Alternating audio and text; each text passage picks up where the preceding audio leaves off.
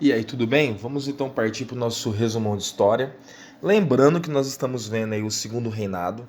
Então nós vamos falar sobre os partidos políticos, o que foi o poder moderador, questões relacionadas ao café e à imigração. Tá? Então vamos lá lembrando que os partidos políticos no período do segundo reinado, ou seja, quando Dom Pedro II era nosso imperador, era o Partido Conservador e o Partido Liberal. Tá?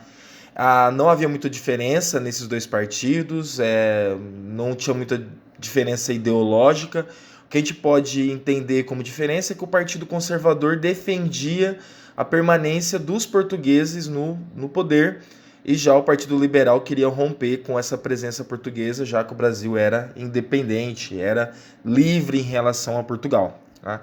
O principal desfecho aí que vai ter dessa disputa de poder vai ser a Revolução Praieira, tá? Que assim como outros conflitos que tiveram na época, tá?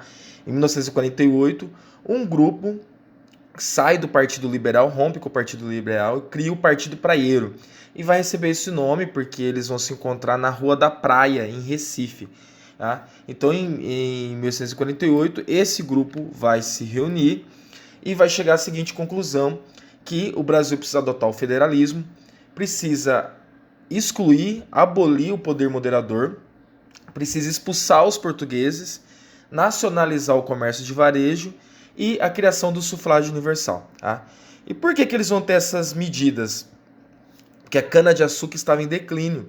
Tá? E o comércio de varejo de retalhos estava nas mãos dos ingleses e dos portugueses.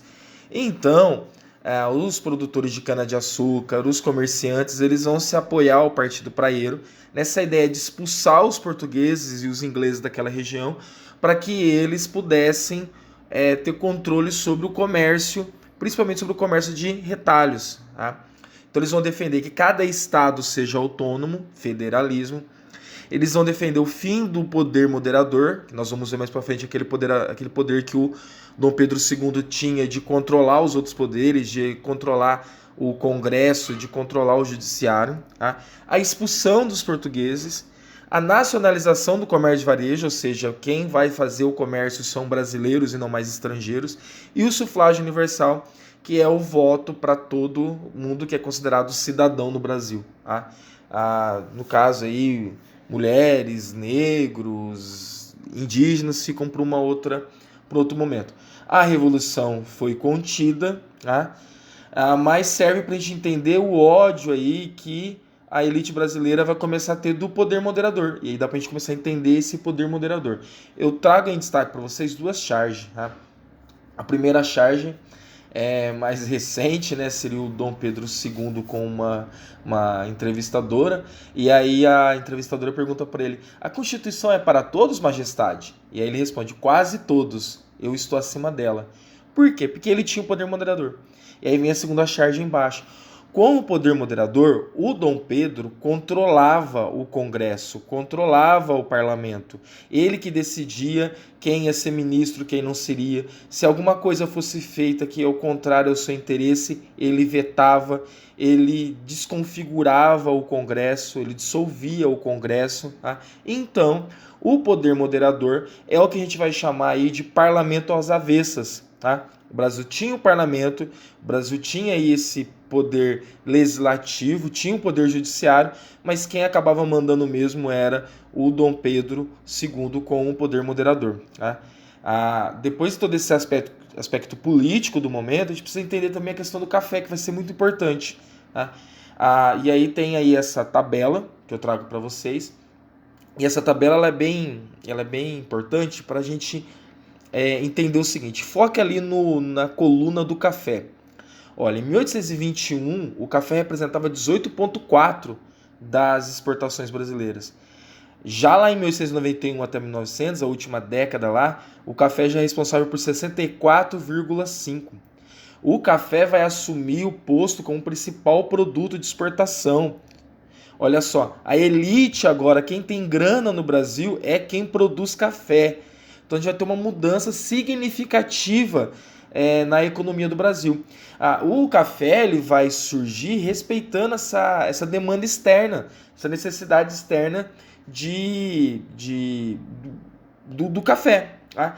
E aí, por causa do café, vai ser necessário o desenvolvimento de estradas e outras formas de comunicação, porque esse café precisa ser transportado, então não dá para você transportar o café em cima do burrinho, você precisa de boas estradas, você precisa de ferrovia, você precisa de hidrovia. O café ele vai precisar que essa semente seja melhor desenvolvida, então vão ser criadas técnicas científicas para melhorar a semente, a forma de plantar também, as fileiras ali organizadas, as carreiras organizadas, a forma de administrar a terra para não estragar a terra, para não matar o solo, tá? E ainda a exploração de regiões que não foram ocupadas. Por exemplo, no mapinha vem mostrando que a exploração do café começa lá na divisa do estado de São Paulo com o Rio de Janeiro, né? Começa pelo Rio de Janeiro, depois ele vai entrando no estado de São Paulo e Minas, até chegar, o último ponto aí, a região em amarelo, tá? Somente em 1935. Tá? E aí, toda essa entrada do café no estado de São Paulo vai permitir que o estado de São Paulo se desenvolva com pessoas que são trazidas para trabalhar no café, tá? E com essas tecnologias. Essas pessoas que vão ser trazidas para trabalhar no café são estrangeiros, são imigrantes. Tá? E aí vai ser o sistema de colonato, eles vão vir para colonizar essas regiões até então não exploradas no Brasil, no sistema de parceria, que era aquele sistema que o cara trabalhava em troca e ficava guardando lá a colheita para pegar a parte dele dos lucros, e aí o fazendeiro ia descontando várias coisas, o que fazia com que esse trabalhador ficava devendo muito tempo para esse fazendeiro. Mas esse imigrante, então, ele vem para o estado de São Paulo por causa do café. Tá? Mas não somente por causa do café, porque existia um projeto de substituição da mão de obra escrava e de branqueamento do brasileiro. Essa que era uma ideia, tinha essa ideia racista por trás, de você embranquecer o brasileiro. Tá? E aí também tinha os interesses do imigrante. Então, por que o cara saía de Portugal, da Itália, da Alemanha, da Espanha, da Rússia, da Áustria, da França, da Suíça, nesse primeiro momento aí do século XIX, e vinha para o Brasil? Ele vinha fugindo dos conflitos desses países. Eles iam buscando melhores condições de vida, porque eles eram pobres nesses lugares.